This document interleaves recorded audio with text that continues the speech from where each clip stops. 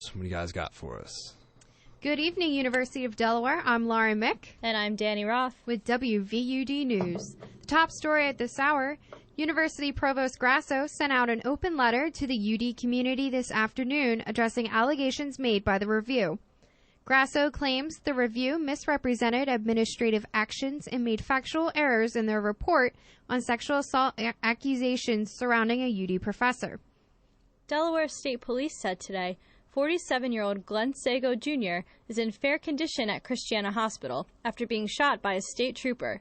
Authorities say on Wednesday afternoon, a trooper went to a home in Hartley for a report of a suicidal person. Investigators say Sago began beating the trooper with a metal cane, and she took out her electronic stun gun to subdue him. Sago took the device from the trooper and shocked her with it. The trooper then shot Sago in the leg. Firefly Music Festival, held annually in Dover, Delaware, is hoping to get a boost from a major promoter in the industry. The founders of Firefly have teamed up with Golden Voice, the group that created the Coachella Valley Music and Arts Festival. Golden Voice announced Wednesday that it is teaming up with Chicago-based Red Frog Events, which currently puts on Firefly. Golden Voice will promote and produce next year's festival. Police have released a description of a person of interest in the disappearance of a University of Virginia student, Hannah Graham. A witness claims he saw this man put his arm around Graham early Saturday in the downtown mall in Charlottesville. She was last seen that night. Graham had been the focus of an intense search in the college town since Sunday. And now in national news, President Barack Obama's request for congressional backing to train and arm Syrian rebels battling ISIS easily passed in the House. The Senate is expected to vote later today on the measure, which was added to a spending bill to keep the government running into December. A New York man pleaded not guilty today to 3 counts of attempting to provide support and resources to ISIS.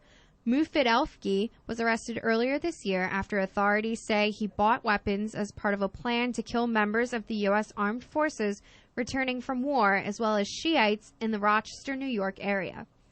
President Obama will announce $46 million in new security assistance for the Ukrainian military, including equipment to detect incoming artillery fire. Ukrainian President Petro Poroshenko met with Obama this morning, sending a clear message to Russian President Vladimir Putin about Western support for Ukraine. The security aid package includes counter-mortar radar, vehicles and patrol boats, body armor, and heavy engineering equipment. Scottish voters head to the polls today to decide the future of their country's union with England, which has lasted for 307 years.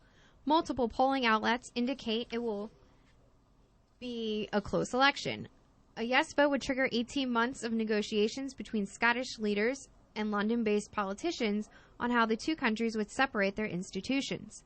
It's still not clear what currency Scotland would use or what its status would be in the EU and NATO.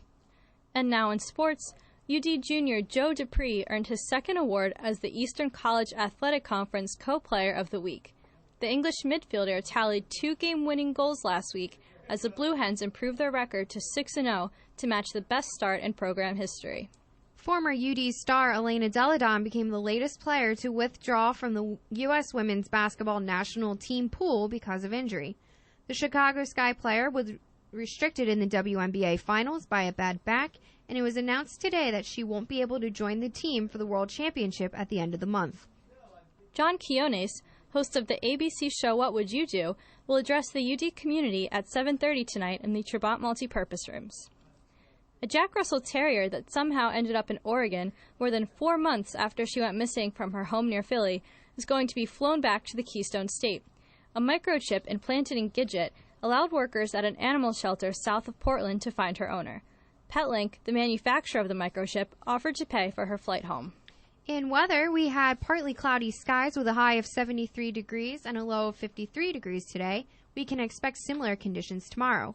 For WVUD News, I'm Laura Mick. And I'm Dani Roth. Thanks for listening and have a great night.